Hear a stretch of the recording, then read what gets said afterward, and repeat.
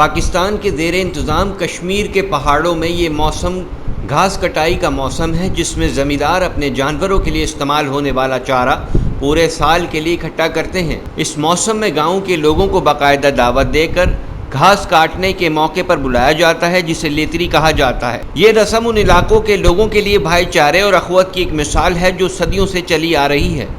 ڈھول کی تھاپ پر نعروں اور رقص سے جواب دیتے لوگ جو ہاتھ میں درانتی لیے گھاس کاٹنے میں مصروف ہوتے ہیں، یہ بغیر اجرت یہ کام سر انجام دیتے ہیں۔ پاکستان کے زیر انتظام کشمیر کا بیشتر رقبہ پہاڑی علاقوں پر مشتمل ہے، جہاں موسم گرما میں موسم معتدل ہونے کے بعد موسم سرما میں شدید سردی پڑتی ہے اور برف باری کے بعد ان علاقوں میں نقل و حرکت محدود ہو جاتی ہے۔ موسم سرما کی آمد سے قبل ہی خزاں کے دوران پت جھڑ کے بعد درختوں پر سبزے کے بجائے زردی چھا جاتی ہے۔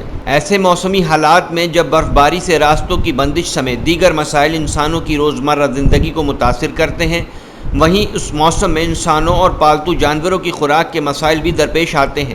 پہاڑی علاقوں میں رہنے والے لوگ نہ صرف موسم سرما میں اپنے لیے خوراک ذخیرہ کرتے ہیں، بلکہ اپنے پالتو جانوروں کے لیے بھی خوراک کا انتظام کرتے ہیں۔ پہاڑوں میں رہنے والے گرمی کا موسم ختم ہونے اور سردیاں شروع ہونے کے درمیان ایک مہینے کے دوران، جسے دیسی زبان میں اسو کہا جاتا ہے، پہاڑوں پر موجود قدرتی خودرو گھاس کو کاٹتے ہیں اور اسے سردیوں کے 6 مہینوں کے لیے ذخیرہ کرتے ہیں۔ فلک بوس پہاڑوں پر گھاس کٹائی کرنا انتہائی محنت طلب کام ہے جو کسی اکیلے انسان کے بس کا کام نہیں ہے۔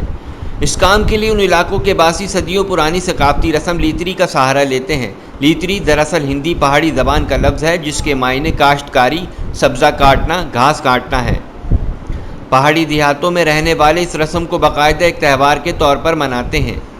موسم گرما ختم ہوتے ہی اسو کے مہینے میں گاؤں کے لوگ اپنے گاؤں کی مسجد میں یا لوگوں کے گھروں میں دعوت بھیج کر اس بات کا اعلان کرتے ہیں کہ فلاں دن ہمارے گھر لیتری ہے، جس میں شرکت کی دعوت دی جاتی ہے۔ اس اعلان نما دعوت نامے کے بعد گاؤں کے سارے گھروں کے مرد حضرات علل صبح جس گھر سے لیتری کی دعوت آتی ہے وہاں اپنی درانتیوں کے ہمراہ پہنچ جاتے ہیں، اور جہاں ان کی تواضع ناشتے سے کی جاتی ہے۔ میزبان ان افراد کے بیٹھنے کے لیے ایسی کھلی جگہ کا انتظام کرتا ہے جہاں یہ لیتری میں شریک افراد ایک دوسرے سے بات چیت کر سکیں اور اپنے اوزاروں یعنی درانتیوں کو تیز کریں۔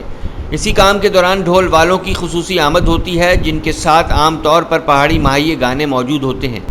ناشتے اور درانتیوں کو تیز کرنے کے بعد یہ ڈھول کی تھاپ اور شہنائیوں کی دھن پر پہاڑی گیت گانے والے حمد نعتیہ عرفانہ کلام سے اس لیتری کا باقاعدہ آغاز کرتے ہیں، جس کے ساتھ ہی گھاس کاٹنے کے لیے آئے ہوئے افراد میزبان گھر سے اس جگہ پر جانے کے لیے نکل پڑتے ہیں جہاں گھاس کاٹی جانی ہوتی ہے۔ کشمیر کے علاقے ڈھیرا شریف کے سردار محمد یوسف بھی ایک ایسے ہی زمیندار ہیں جو گھاس کٹائی کے لیے ہر سال اپنے گھر لیتری کرتے ہیں۔ ان کا کہنا ہے کہ ہم نے مال مویشی رکھے ہوئے ہیں اور زمیندار کا گزر اوقات مال مویشی کے بنا نہیں ہوتا۔ جب مال مویشی رکھے جاتے ہیں تو ان کا انتظام کرنا پڑتا ہے اور ان کی 6 مہینے کی خوراک کے لیے گھاس کاٹنا پڑتی ہے۔ جب اسو کا مہینہ آتا ہے تو تب انتظام ہوتا ہے۔ اگر یہ لیتری نہ کی جائے تو ہمارے لیے مشکل ہے، اور ہمارا دیہاتوں میں یہی کام ہے جس کے بغیر چارہ نہیں۔ گھاس کٹائی کے بعد اسے ایک مخصوص طریقے سے محفوظ کیا جاتا ہے۔ اس عمل کو کوئی ماہر شخص ہی سر انجام دیتا ہے۔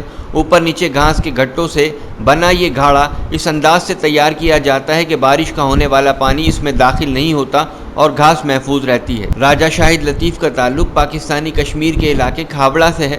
شاہد کا شمار خود ایک بڑے زمیندار گھرانے سے ہوتا ہے۔ شاہد لطیف لیتری کے متعلق کہتے ہیں کہ لیتری بنیادی طور پر بھائی چارہ، گاؤں کے لوگ ایک دوسرے کے کام آتے ہیں۔ شاہد کا شمار خود ایک زمیندار گھرانے سے ہوتا ہے۔ شاہد لطیف لیتری سے متعلق کہتے ہیں کہ لیتری بنیادی طور پر بھائی چارہ ہے، گاؤں کے لوگ ایک دوسرے کے کام آتے ہیں۔ اگر کسی ایک کو کوئی مسئلہ درپیش ہے تو سب اس کے ساتھ اکٹھے ہو کر کھڑے ہو جاتے ہیں۔ کوئی فوتگی ہو یا مکان بنانا، جب ہم لوگ مکان کی چھت ڈالتے ہوئے کسی کی مدد کرتے ہیں تو اسے پھچئی کہا جاتا ہے، اور گھاس کٹائی کے لیے اکٹھے ہونا لیتری کہلاتا ہے۔